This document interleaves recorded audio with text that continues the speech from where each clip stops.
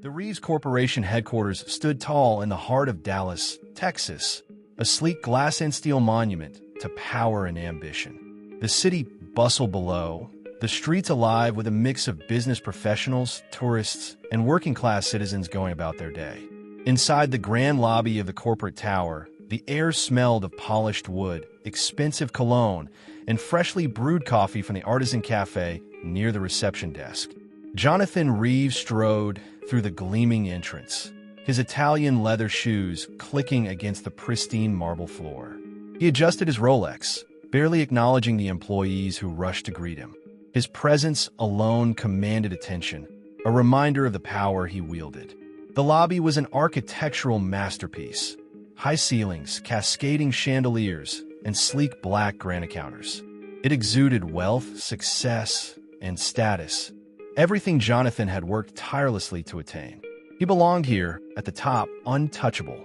At the far end of the lobby, Henry Dawson carefully polished the floor, his back hunched from years of labor. The janitor moved with practiced precision, ensuring every inch of the floor gleamed under the artificial light. He was invisible to most who passed him. Just another worker, another nameless face in the machine of corporate success. Jonathan barely glanced at him before scowling. "You're in my way," Jonathan snapped, his tone as sharp as the crisp cut of his tailored suit. Henry, startled, scrambled to move, nearly slipping on the still wet floor.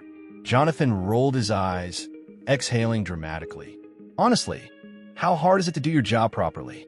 If you can't even mop a floor without causing a mess, maybe you should rethink your career, assuming people your age can even afford to retire." Laughter rippled through the lobby from a few employees watching the exchange. Henry's face turned red, but he said nothing. He simply nodded and returned to his work, his wrinkled hands gripping the mop tightly. Jonathan smirked, adjusting the cufflinks on his expensive suit before heading toward the elevator. The doors slid shut, and he was gone, leaving behind a silence thick with humiliation. That evening, Jonathan was in his penthouse suite overlooking downtown Dallas when his phone buzzed. His lawyer's name flashed on the screen. "Jonathan, we have a problem," the voice on the other end said gravely. Jonathan frowned. "What kind of problem?" "The board has decided to remove you. Effective immediately, you are no longer the CEO of Reeves Corporation." Jonathan's blood ran cold. He gripped the phone tighter. "That's impossible. I built this company." "There are allegations, Jonathan. Serious ones. Mismanagement of funds, unethical business practices. Investigators are already looking into it. The press has caught wind of the story. By tomorrow morning, your name will be everywhere." Jonathan's vision blurred as panic clawed at his throat. "This can't be happening. Your assets are frozen. Your accounts, everything is under review. You need to prepare for the worst." By morning, headlines screamed, "Billionaire CEO caught in corruption scandal." His empire crumbled overnight. Investors pulled out. Friends disappeared. In a matter of days, he was evicted from his penthouse, his luxury cars repossessed. His phone, once flooded with messages and calls, fell silent. With nowhere else to go, Jonathan found himself on the grimy streets of the very city where he once reigned supreme. The nights were the worst.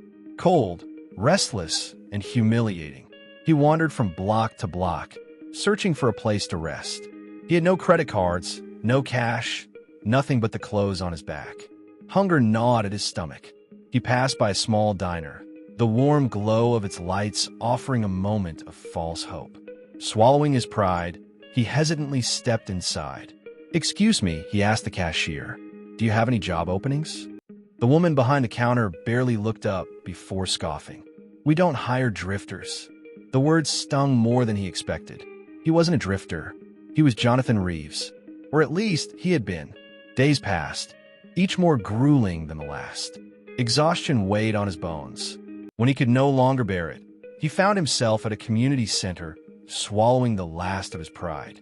A volunteer handed him a blanket and a bowl of soup. Jonathan hesitated before muttering, "Thank you." A familiar voice responded, "We all need help sometimes." Jonathan looked up sharply. Henry Dawson. Henry sat beside him, his demeanor warm and unassuming. You look like you've had a rough time. Jonathan wanted to disappear. You don't have to help me, he muttered. Henry chuckled. Maybe not, but I know what it's like to lose everything. Years ago, I was a business owner too. Lost it all in the recession. Took whatever work I could to survive. Jonathan stared in shock. You were a business owner? Success doesn't make you invincible, son. Life humbles us all eventually. Jonathan was silent.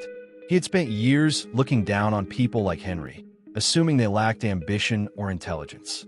Now, he realized how wrong he had been. With Henry's guidance, Jonathan found a job, ironically, as a janitor at a small firm. The work was grueling, but it was honest.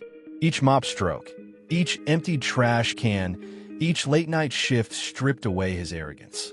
He observed the people around him, people he had once overlooked. The quiet dignity in their work, the resilience in their spirits. It was humbling. Henry became his mentor, teaching him how to navigate life without wealth, how to stretch a dollar, how to find joy in simplicity. Jonathan learned patience, gratitude, and the value of true hard work. Months passed. He saved every penny, not for extravagance, but for stability. He no longer craved luxury. He craved purpose. One evening, while cleaning an office, he heard a familiar voice. Jonathan, is it you? He turned to see a former investor staring at him in disbelief. Jonathan braced himself for mockery, but instead, the man looked intrigued. I'm starting a new firm, the investor said. I need someone who understands business from the ground up. You interested? Jonathan hesitated, then nodded. Yes, but I have one condition. I get to hire my own team.